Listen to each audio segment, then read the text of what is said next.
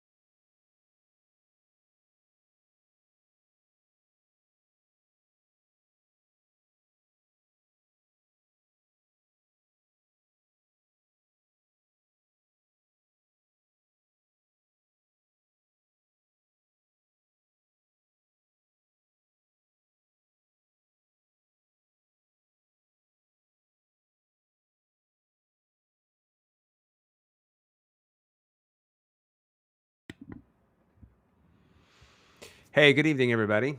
My name is Dr. Nathan Thompson with the Wellness Way, Yorkville. Happy Monday, guys. I hope you guys had an awesome weekend and an awesome end to your summer.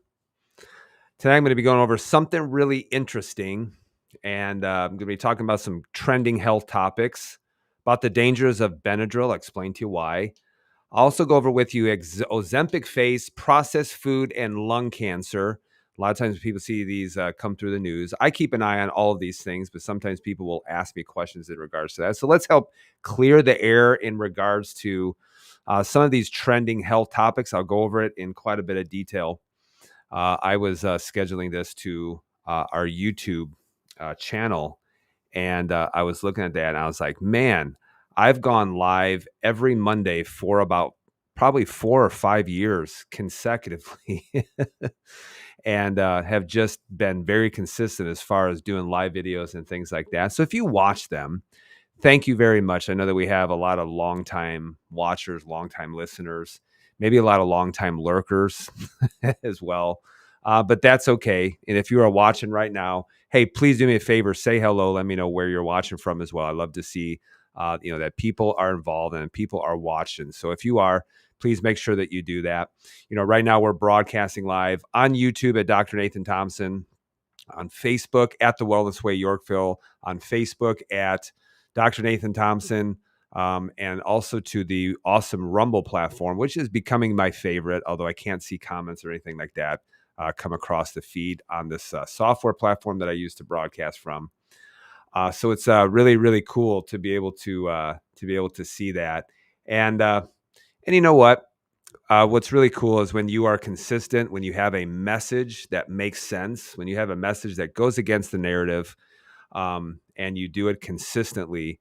I think if you combine all of our platforms right now, we are well over, probably around 125 to 50,000 followers right now. So, guys, thank you so much from the bottom of my heart for being a follower and for listening to the broadcast. I know that we have people who watch it every single week. So thank you so much for doing that. I appreciate it. I really do.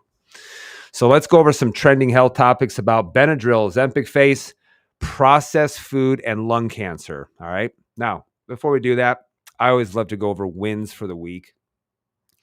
And the reason why is because we get a lot of backlash. If you didn't realize that, we get a lot of backlash from other quote unquote healing professions. And I say that very loosely. But wins for the week. What are some things that happened last week? Well, I had a gentleman who had terrible, unrelenting chronic back pain for 15 years. For 15 years, and after about 6 weeks, he was able to finally go into his yard and do yard work pain-free, so he started to get a lot of function back. I had another gentleman who 8 years ago just had a food poisoning, mysterious illness, hadn't been able to sleep for about 8 years, more than an hour or 2 at a time, and is now enjoying his best sleep ever. I had another gentleman who came in, who was diagnosed with, rheumatoid arthritis. We ran the panels. He did not have rheumatoid arthritis, but he was on medications for rheumatoid arthritis. And he, since I've been working with him, he's lost 100 pounds. He's able to actually go to the gym 3 to 4 times per week. And he's off of all of his meds for rheumatoid arthritis. Now, here's the cool thing is that he showed the blood work that we did through our office. He showed his doctor. Doctor looked at this and he said, "Huh, that's really interesting. You don't need to see me for a whole entire year." So he said, "It's pointless of you being here anymore. You don't need to see me. Just get checked in another year or so."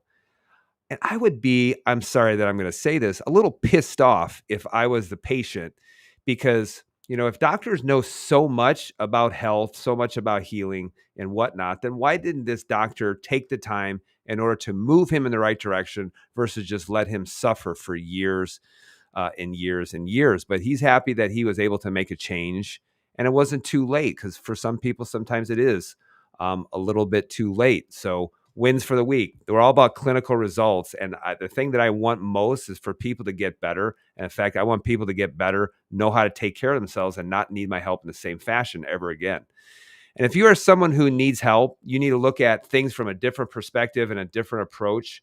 Our next inflammation event is going to be Tuesday, August 12th at 6 o'clock p.m. This is an in-person event. So guys, I'm pretty much only uh, inviting people from the Chicagoland area. So Chicagoland area, suburbs, things like that. And if you are from that area and you want to work with the Wellness Way Yorkville, you want to work with me personally for a different approach, get to that inflammation event, whether you need to lose weight, whether you got immune system issues, problems conceiving, any kind of thyroid issues, joint pain, blood sugar issues, autoimmunity, or having problems with your hormones.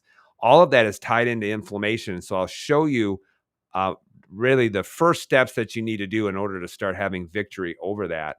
So get registered for that right now, guys. Please don't delay.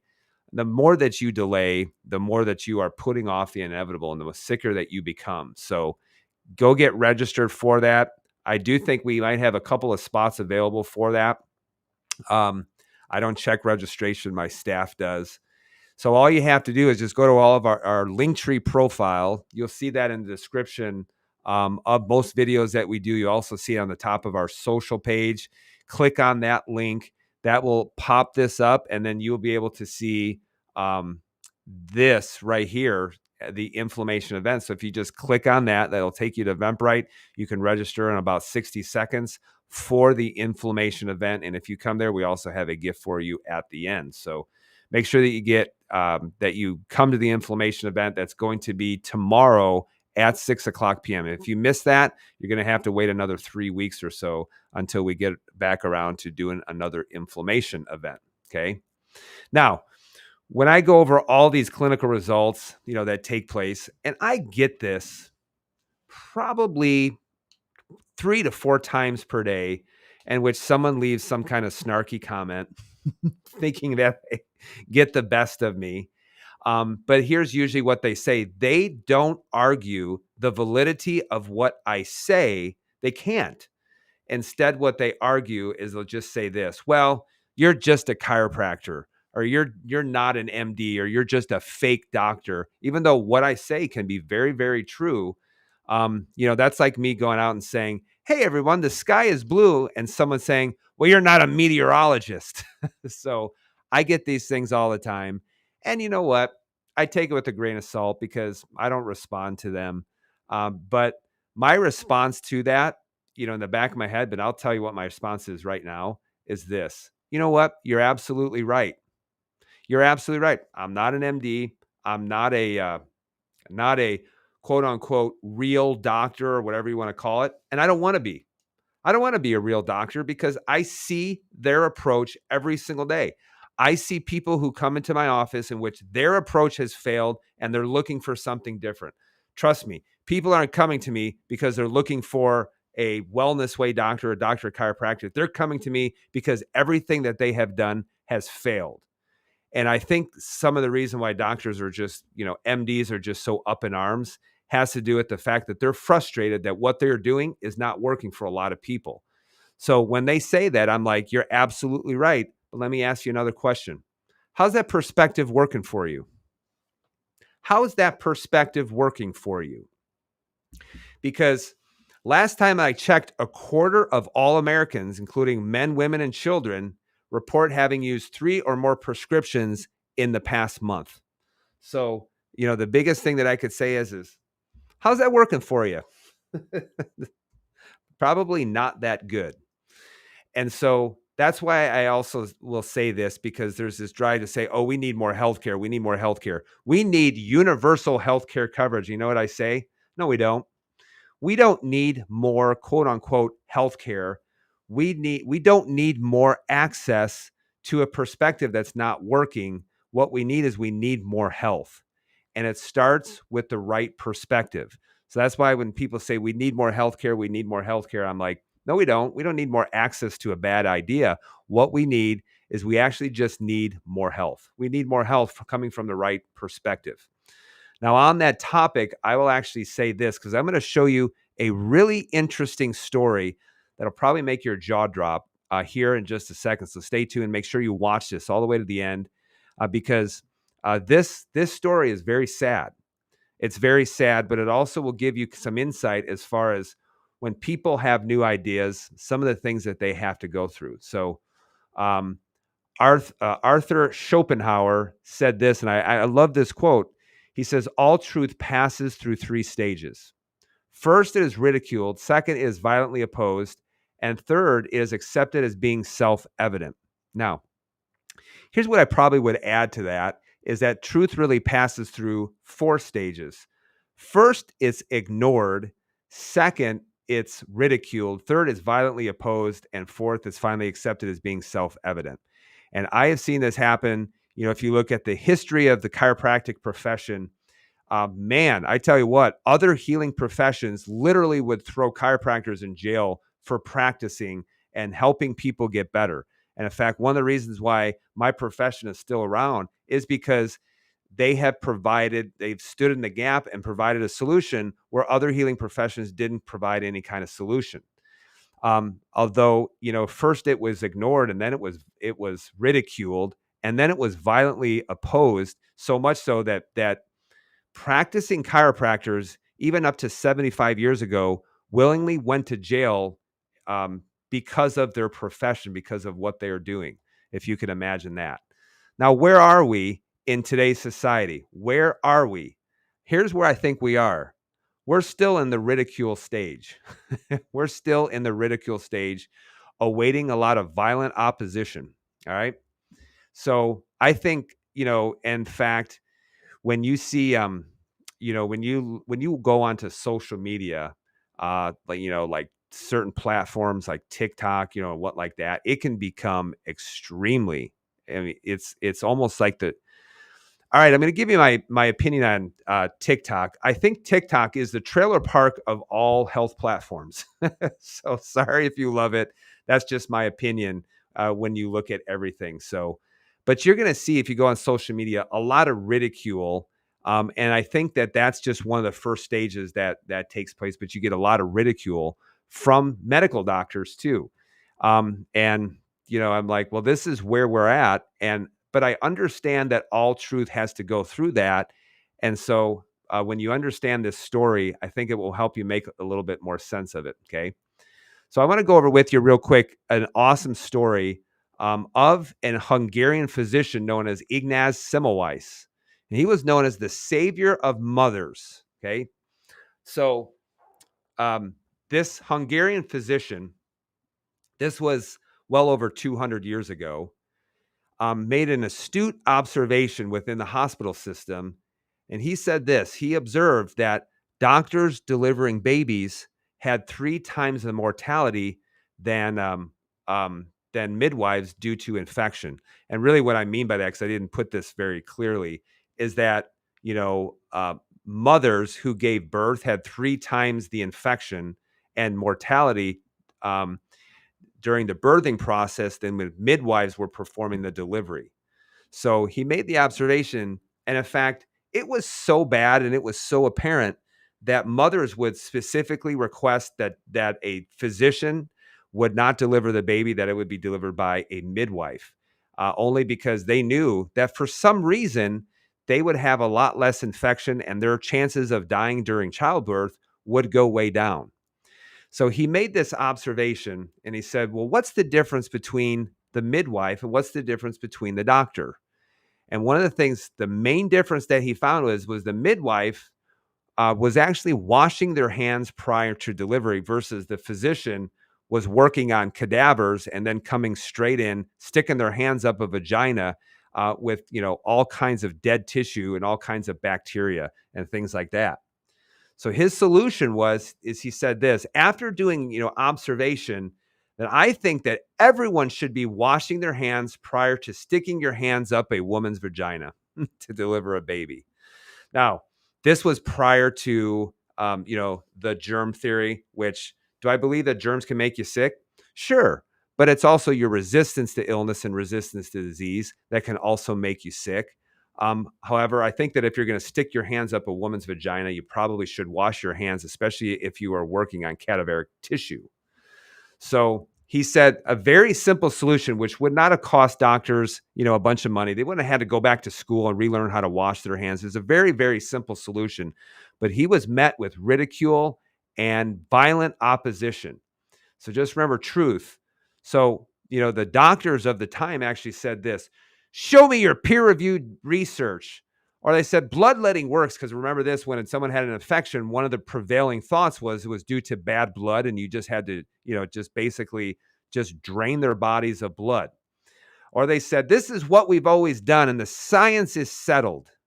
So he just came up and said, here's my observation. This is something that we should be doing. But first, he was ridiculed. In fact, he was ridiculed so much, he suffered a nervous breakdown and he was put into an insane asylum. When he was put into an insane asylum, he was beaten by the guards and died due to septic shock due to large grade infection from his wounds from being beaten. So this man literally met violent opposition. And today we know that this is accepted as being self-evident. Is that it just goes to show you that he was right all along, and yet he had to die for his beliefs. In fact, he did go crazy for his beliefs because he was ridiculed so much. I have something to tell you. This won't make me crazy. I won't go crazy because I know I'm on the right side of truth. But here's the problem. He was right, and he was violently opposed. So my question to this is, who pays for the lives lost and who pays for the immeasurable suffering that doctors caused innocent women and their families to have to go through with the suffering of losing lives, the suffering of going through infection, the suffering of husbands losing their wives as a result? Who pays for it? Because was there any apology? And so my next thing I want to say is, well, what about COVID? What about COVID? And if you look at COVID, man, this is going to get me riled up. They were so wrong. Public health experts were so wrong, and they still continue to be wrong. And people are waking up and they're seeing how wrong, in fact, they actually were. But the problem is we never gotten any kind of apology. We never got to say, hey, I'm sorry. When you go on TikTok and you see nurses in the hospitals doing a TikTok dance, man, that disgusts me to no end. It absolutely does, because I'm saying maybe you knew that it was an absolute farce. I'm not saying that people didn't die. I'm not saying people didn't get an infection, but why were you dancing if it truly was the worst pandemic?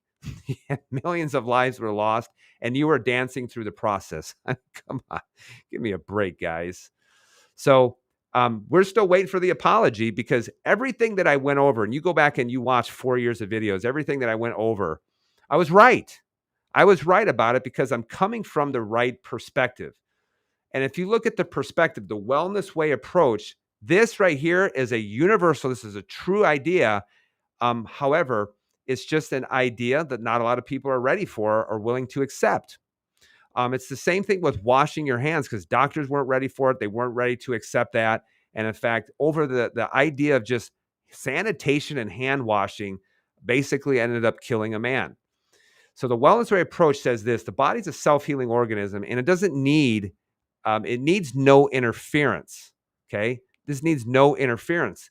This is why with the wellness way approach, one of the things that we're really, really good at is looking at things that can be causing, that can interfere with normal health inside the body. That's why we always say reduce your physical, chemical, mental stress. That leads the body into a process of adaptation that then will cause chronic disease. So this is why, guys, medicine does a horrible job when it comes to chronic disease. Their job is just to keep you alive as long as possible. But we're saying if you have chronic illness, let's start to dig deeper and let's start looking at the causes as far as why it's happening, and then leave you responsible for undoing the damage that you have caused, either by just being led in the wrong direction or due to a high amount of stressors that's taken place, whether it's physical, chemical, or whether it's mental. So this is a new idea facing violent opposition. I mean, it's getting to the point where I think that there's going to be a lot more opposition than just ridicule. So this is why I say this: you want to cancel me? You can try, but you cannot cancel an idea that is true.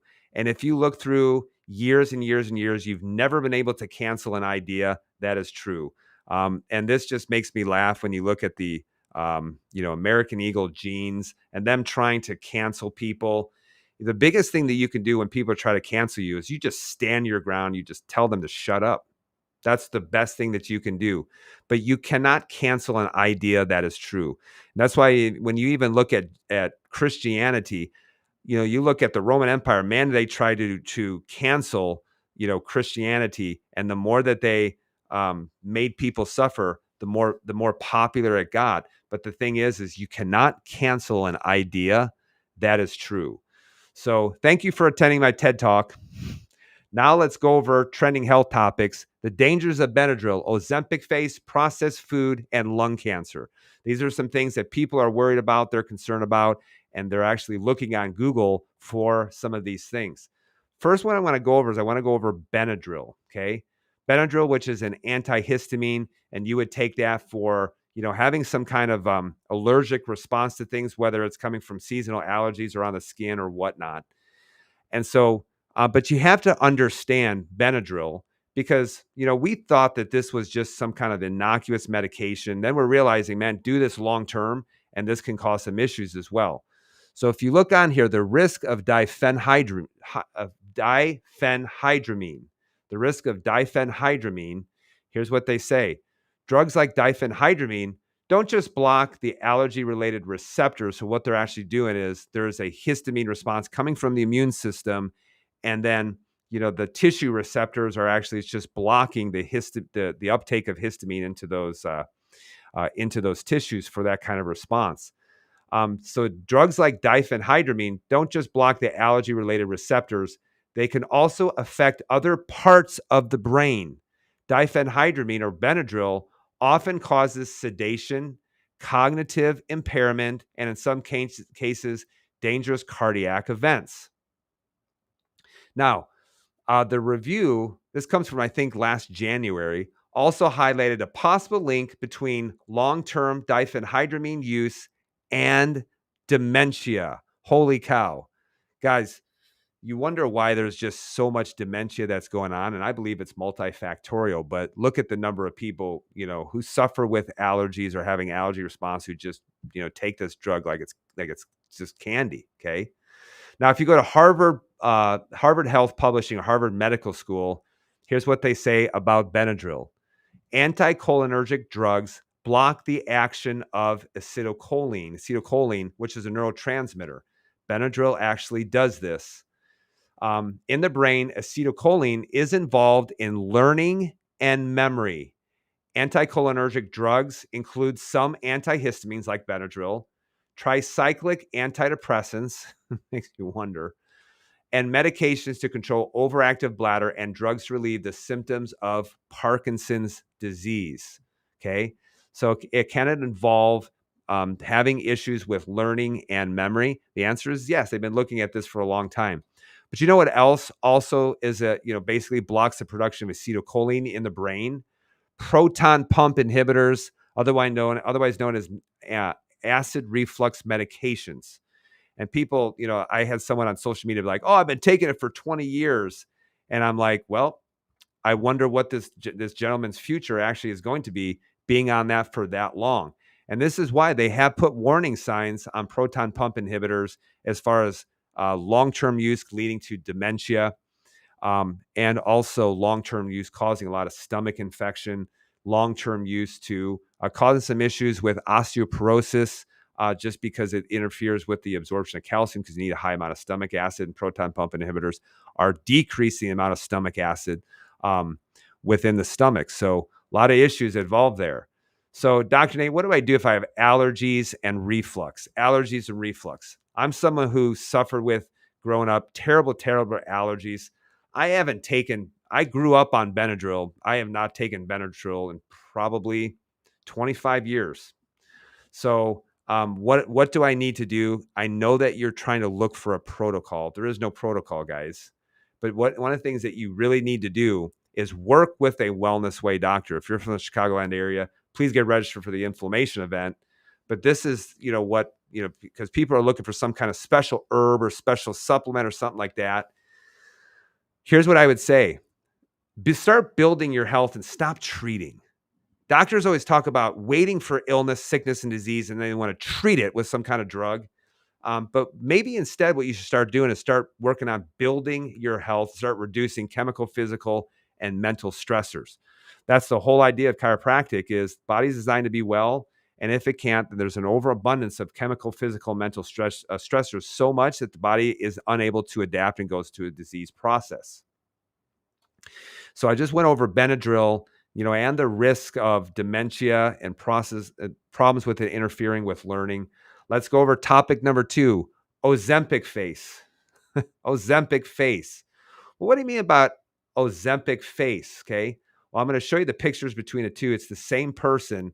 Here's Ozempic pre, and on the right is Ozempic post. So basically, with Ozempic face, one of the things that you're seeing is the hollow temples, the very gaunt eyes, the wrinkles, and then the draping jowls, as a result. Now, I've done a lot of videos on Ozempic in the past. You go back a couple of years, you can watch those. And again, I was right about that as well. But basically, if someone asks me, what are your thoughts on, Ozempic for weight loss? This is my short answer is, well, it's chemical anorexia. Anorexia is a medical term for loss of hunger. Basically, what it's doing is it's just chemically causing something inside of your body to cause you to not be hungry. And it does a lot of other things too, which it causes delayed gastric emptying, known as gastroparesis, which is why it keeps your stomach fuller for a longer period of time. And so it just keeps you fuller longer. But basically, it's just chemical anorexia at this point. And that's why you'll see a lot of people with such, big rapid weight loss, why you'll see a lot of changes in their face and things like that. So let's go over this and this kind of get kind of a good idea, idea of kind of why this would happen. If you look at this right here, you'll notice that this individual has a lot of excess skin. Okay. So you might call this like a belly apron or something like that. Has a lot of excess skin around the belly, has also a lot of excess skin around the breasts, things like that. Probably has a lot of estradiol circulating in his body, which makes sense because high amounts of body fat long term really cause the conversion of testosterone into estradiol, which can in fact grow the breasts. But I want you to think of this. If you gain a lot of weight, that's going to cause your adipocytes or your fat tissue to expand. And so when you start losing weight, because basically, what Ozempic does is it just makes you just stop eating or eating a whole heck of a lot less. And then those adipocytes or those fat cells start to shrink. But if it causes your skin, because of the expansion of those fat cells causes your skin to start to stretch, Well, skin only has so much elasticity. And then when it starts to shrink down, then there's nothing to fill in those areas. And now you got saggy skin, saggy jowls, wrinkles on the neck, whatever, and what have you. So this is why this not only can happen in the face, but it can happen in any part of the body that has expanded due to long-term fat deposition. So this is why this can happen when it comes to Ozempic, as well. And I think that there's some other issues too. And so, but you're saying, yeah, but doc, I lost weight on GLP-1, on a GLP-1 agonist. And I'm like, congratulations, you ate less. So, but here's another thing that you probably can take to the bank. You are probably protein deficient because protein helps to support the skin, specifically collagen. And it also is why there's so many people saying I lose so much muscle on Ozempic, because it's just because of how it works with the stomach. You can't consume adequate protein. Now, you're also probably deficient in a lot of nutrients as well. And I'm going to show you a reason why, all for hundreds of dollars per month, just to become protein deficient and to become deficient in a lot of other nutrients. But now here's what doctors are saying. Even though they said you don't need to be on a multivitamin, you're fine. There's nothing that you need to do. Now, what they're recommending is, this is the new marketing effort that's coming from actually a lot of doctors that are on social media. But the weight loss experts are now recommending a special GLP-1 agonist multivitamin. Now they're saying, here's your multivitamin for your GLP-1 support. I'm like, you should have just had liver or taken a desiccated liver. That's nature's multivitamin. But this is why I say this, is that if you look at the average American is overfed, but they're undernourished. And there's a big difference between the two. Now, I've been over 2 weeks of being on a no sugar diet. And basically, I've been eating 1 day a week, tons of meats, tons of veggies, and eating one time a day. That's all that I'm eating. So I'm doing that. Haven't had a meal today at all. I'll go home in a little bit, have a nice meal of lots of meat, lots of veggies, eat to my heart's content. But I'm not eating any kind of processed food or anything like that. But I am trying to get food in that's very nutrient dense so that I don't have to take a bunch of multivitamins. And I'm certainly never going to spend $1,500, a month for something that's going to induce chemical anorexia. That's just going to make me not hungry so that I eat less. No, what I want to do is I want to have discipline. That's the most important thing, is going to be discipline. This is why I say this: eat meats and veggies, nuts and seeds, some fruit, little starch, and no added sugar. Keep intake to support exercise, but not body fat. Okay. Eat meats and veggies, nuts and seeds, some fruit, little starch, and no added sugar. No added sugar. Keep intake to support exercise, but not body fat. Why is it so hard for people to do? Well, because it's maybe not how you grew up. You've developed a lot of bad habits. And also, to reverse that takes a lot of work, takes some time in order for that to happen. But also, it took a lot of time for you to be able to put on a lot of weight. So a lot of people, they've dug themselves a hole and they're just not willing to dig themselves out of it and be patient, be consistent. This is why, guys, consistency is always the king. Always is the king. Don't tell me what you're going to do. Show me what you've done over a long period of time. And here's a perfect example of this, because you'd be amazed how many women who come into me, they're like, oh, I can't lose weight. Oh, I can't lose weight. Can't lose weight. And usually they're doing something kind of insidious that they don't realize that they're doing. But I pulled this up off of the internet because I want you to think of this. Yeah, but I just have my Starbucks in the morning, and it's a caramel frappuccino with semi-skimmed milk. Okay. Now, if you look at this, that size of grande, which I never go to Starbucks, I don't even know. I think that might be a large or something like that. There's 12 teaspoons of sugar, which comes out to easily 50 grams of sugar. Okay. The finely granulated white stuff that a lot of people do have an addiction to. And no, I'm not talking about cocaine. I'm talking about table sugar. 12 teaspoons of sugar. Now, I'm going to give you a comparison. To have the same level of carbohydrate that's in that Starbucks, you would have to eat 12 cups of broccoli. 12 cups of broccoli. in order to have the same amount of carbohydrates. And you know what? There would be more nutrients that would be in there. There would probably be a lot of magnesium. There would be some potassium. There would be vitamin C that would be in there. There would also be lots of fiber, not to mention B vitamins and iron and things like that.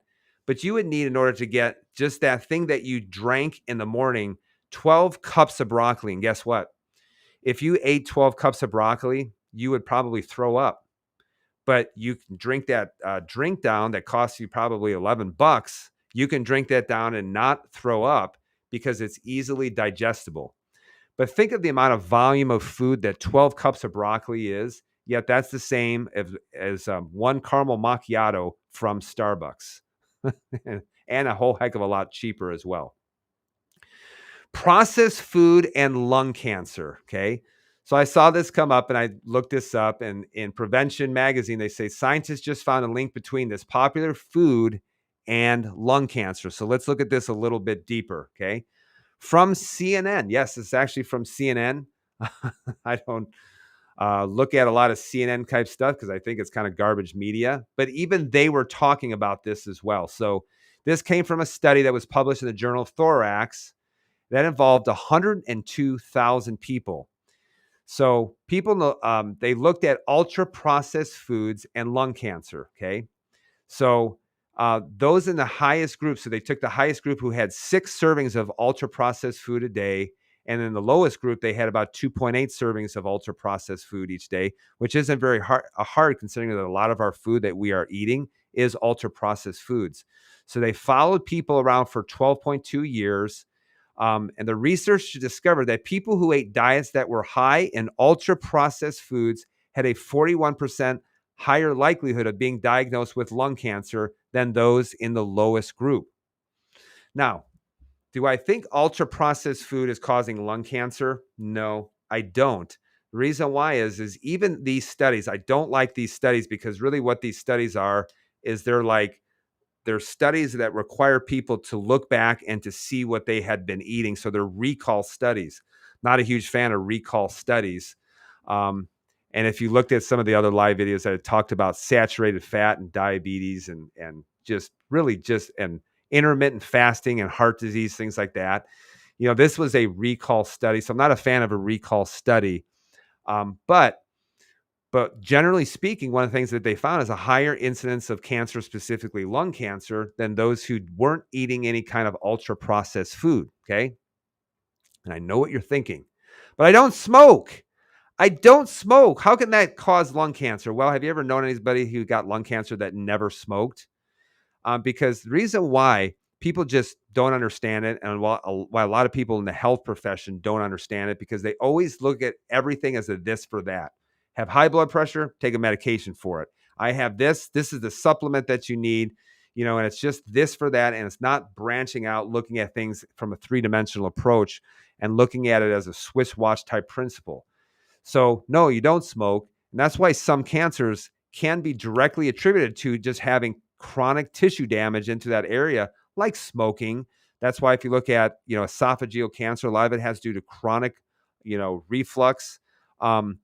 And because, you keep damaging the esophageal barrier, and that causes the tissue to adapt. Same thing with, colon cancer as well. It's just a big tissue adaptation to being in a very harsh environment.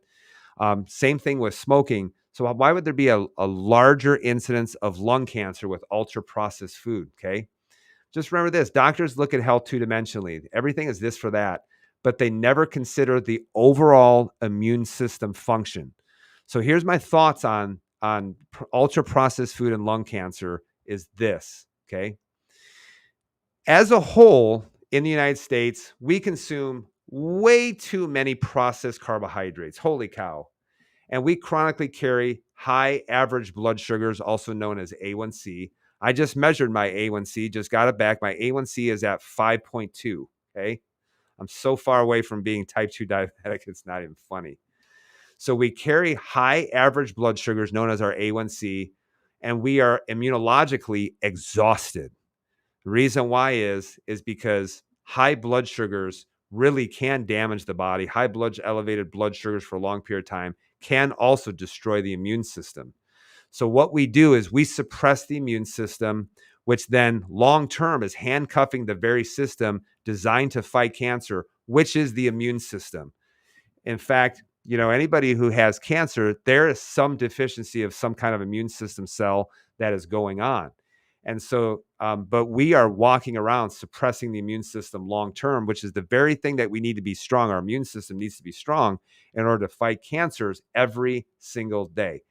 And this is why I will always say this. Have you ever seen skin cancer where the skin has never been exposed to the sun? I've had people say, I have skin cancer on my left buttocks. And I'm like, well, were you sunning your left buttocks all the time? They're like, nope, never done it. And I was like, then why did you get skin cancer there? And in fact, this is why the prevailing thought is doctors like, you need to get out of the sun, stay out of the sun. I'm like, really?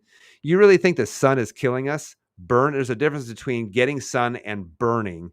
But we think that everything has to do with the sun. And I'm like, well, if that were true, then why would people get skin cancer on areas that has never seen sunlight, has never actually been burned or something like that? You have to start looking at things a little bit deeper. Okay. Now, if you're like, well, I don't know about that, but think about your immune system. Who are the most susceptible to the flu and COVID? They knew this. It was diabetics. It was those on immune suppressing medications, usually due to autoimmunity, and it was the obese. It was those people who had the biggest problems with their immune system. And when you think of this, who are the ones who are actually eating the ultra processed food? Usually it's the people who are suffering with obesity, extreme weight gain. And that's the reason why of what high sugar diet, high blood sugars, things like that, what it can do to the immune system long term. And it's not causing damage to the lungs, but it's generally just lowering down the immune system response. And that's why if you look at people who have HIV, which they don't have specific immune cells to be able to fight, especially the adaptive immune system. This is why usually they're dying of fungal infection or some kind of cancer. So this is why, guys, why I'll always go back to this. Their answer is, what was their answer during COVID? For people who had a low functioning immune system, it was just throw more vaccines at it. And it wasn't, let's teach you how to start taking care of your health and start taking charge of your health so that we can get your immune system back to where it needs to be. No, it's just, here's another therapeutic for it. This is why I say, guys, eat meats and veggies, nuts and seeds, some fruit, little starch, and no added sugar. Keep your intake to support exercise, but not body fat. And this also, guys, this is why, when it comes to exercise, you don't need to exercise in order to necessarily lose weight, because I could go on an echo bike and man, it's hard to just blow through 100 calories on an echo bike, but man, it's really easy to eat half a Butterfinger, in 2 minutes and undo all of that as well. And you can't out exercise a bad diet. It's impossible, guys, but people somehow think that they can do that. Okay. So what are some of the things that you actually should be looking for? When it talks about, your immune system and things like that, because we're going to be coming into the flu season. And of course, they're going to be recommending the flu shot, which is just utterly garbage. Vitamin D, medicinal mushrooms, high intensity exercise, a no sugar diet, reduce all mental, chemical, and physical stressors as much as you can, because all of those things are going to be important, especially when you talk about improving the function of the immune system, especially. And guys, if this made sense and you're like, yeah, that makes sense, I need help, then here's what I want you to do. If you're from the Chicagoland area, please get registered for our next inflammation event, Tuesday, August 12th, 6 o'clock p.m. If you don't come to this one, then you're going to have to wait 3 weeks in order to catch the next one. But our approach to inflammation at the Wellness Way Yorkville, right here in Yorkville, Illinois, 6 o'clock p.m., which is going to be tomorrow, August 12th. This is an in-person event. You may need help with weight loss. You may need help with your immune system. You may need help with having chronic joint pain, autoimmune conditions going on, problems with your hormones. Doesn't matter what it is that everyone needs to know what inflammation is, where it's come from, and what you can do in order to lower that down, to clear yourself a path towards a happier, most importantly, a healthier life. That's one of the things. So go ahead and click on that link tree, and then this will pop up. And this will take you right to our Eventbrite page to register, take you 60 seconds to register. So I want you to get registered for that right now. So trending health topics. I went over the dangers of Benadryl, okay? Ozempic face, processed food, and lung cancer. Now, my question to you is what are you going to do about it? Are you just going to sit and continue to listen, or are you going to start to take charge of your health and start doing something productive for your health? I hope you guys, if you're from the Chicagoland area, you get registered for the inflammation event coming up. And I hope to, guys, if you're not from the area, reach out to the Wellness Way and they'll pair you with a doctor who will be able to work with you, especially. Just go to wellnessway.com and you will see doctors all across the United States that you can visit, or if they're willing to work with you remotely as well. So very easy for to be able to do that, but you have to take the first step. And I hope you, in fact, do take the first step. We're not starving for knowledge, but we are starving for someone to lead us in the right direction and accountability to tell them exactly what they need to do. So guys, if you enjoyed this, please share this video with other people. Make sure that you share this on your profile, whether you're watching on YouTube, whether you're watching on Rumble, whether you're watching on Facebook, whatever platform that you are watching on. Thank you guys so much for watching this. Thank you so much for all the shares, that you do every single day. Let's make this video go viral, shall we? So start looking at your health differently. Start looking at your health from a different perspective. Next week, I'll be live. Don't have a topic yet, but I'll be going live. So guys, be well, be blessed. Remember who you are. Love all of you. And I hope you have a great rest of your week. Take care. And as always, remember who you are.